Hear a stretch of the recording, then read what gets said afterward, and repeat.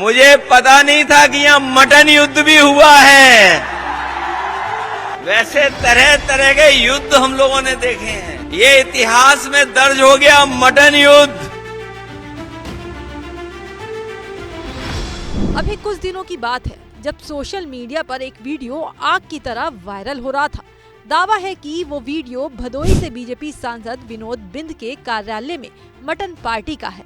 दावे के मुताबिक यहाँ थाली में बकरे की बोटी की बजाय सिर्फ रसा यानी कि ग्रेवी परोसी गई, जिसके बाद मामला ऐसा भड़का कि मारपीट की नौबत आ गई। अब इसी मामले को अखिलेश ने चुनावी हथियार बना लिया और अपने अंदाज में बीजेपी के मजे लेते हुए जो कहा, सुनिए।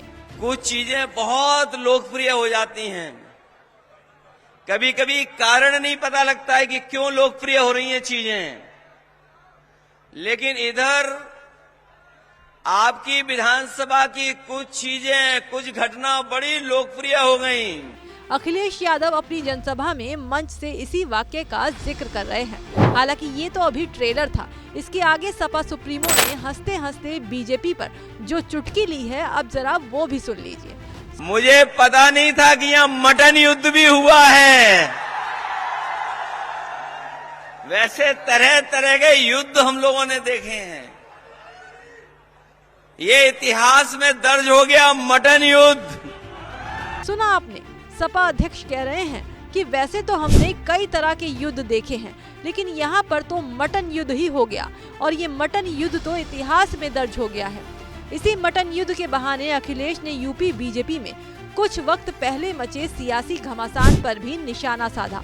सीएम और डिप्टी सीएम को घेरते हुए सपा प्रमुख बोले, ये जो मटन युद्ध हुआ है, ये जो खींचातानी मची है, ये तो आपको देखने को मिल गई, वरना दिल्ली और लखनऊ के इंजन पहले से ही टकरा रहे थे, टक्कर मार रहे थे। बता दें कि पिछले दिनों भदोई से बीजेपी सांसद विनोद बिंद ने मंझवा सीट पर बकरे की दावत दी थी, जिसमें बोटी नहीं परोसने पर बवाल मच गया था।